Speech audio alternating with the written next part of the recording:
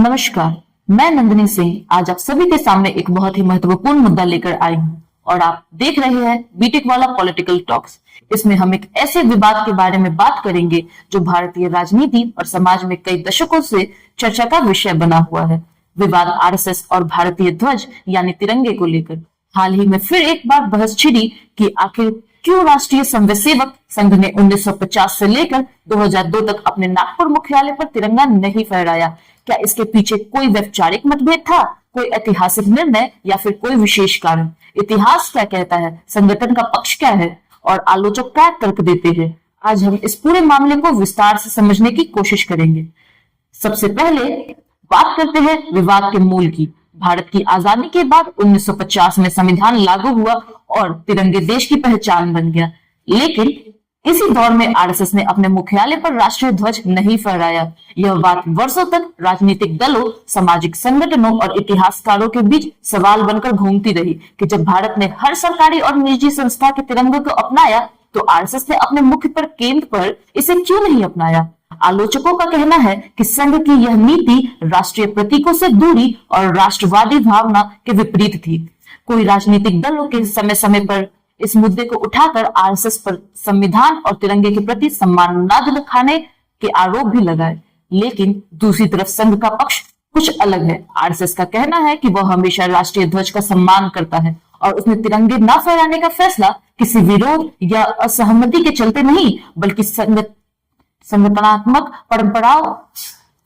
RSS का कहना है कि वह हमेशा राष्ट्रीय ध्वज का सम्मान करता रहा है और उसमें तिरंगा न फहराने का फैसला किसी विरोध या असहमति के चलते नहीं बल्कि यूनियन परंपराओं और उसी समय के झंडा संहिता की वजह से लिया गया। उनका कहना है कि 2002 में फ्लैग कोड के बड़े बदलाव किए गए जिसके बाद गैर सरकारी संगठनों को भी तिरंगा फहराने की अनुमति मिली और फिर आरएसएस ने उसी वर्ष से अपने मुख्यालय पर स्वतंत्रता दिवस और गणतंत्र दिवस पर तिरंगा फहराना शुरू कर दिया। संघ प्रमुखों का यह भी कहना है कि तिरंगा राष्ट्र का और राष्ट्र सर्वोपरि है और इसमें कोई दो राय नहीं। लेकिन विवाद यही खत्म नहीं होता। आलोचक कहते हैं कि अगर फ्लैग कोड में बदलाव ही वजह है तो क्या कोई स्कूल, संगठन और सामाजिक संस्थाएं इससे पहले भी तिरंगा फहराती थी, फिर आरएसएस क्यों नहीं? इस सवाल का जवाब आज भी बहस का विषय है। वहीं कुछ लोग यह भी कहते हैं कि संघ की अपनी परंपराएं और आंतरिक नीतियां थी जिन्हें बाद में समय के साथ बदला गया और यही परिवर्तन किसी भी संस्था के विकास और स्वीकारकर्ता का हिस्सा होता है। हाल के दिनों में यह विवाद इसलिए भी चर्चा में आया क्योंकि राष्ट्रीय ध्वज के मुद्दों पर राजनीतिक बयानबाजी तेज हुई। कुछ दलों ने हर घर तिरंगा अभियान पर सवाल उठाते हुए कहा कि आरएसएस का इतिहास खुद तिरंगे से दूरी कर रहा है, जबकि दूसरी ओर संघ समर्थकों का दावा है कि यह मुद्दा बेवजह उछाला जा रहा है और आज आरएसएस पूरे सम्मान के साथ तिरंगा फहराता है।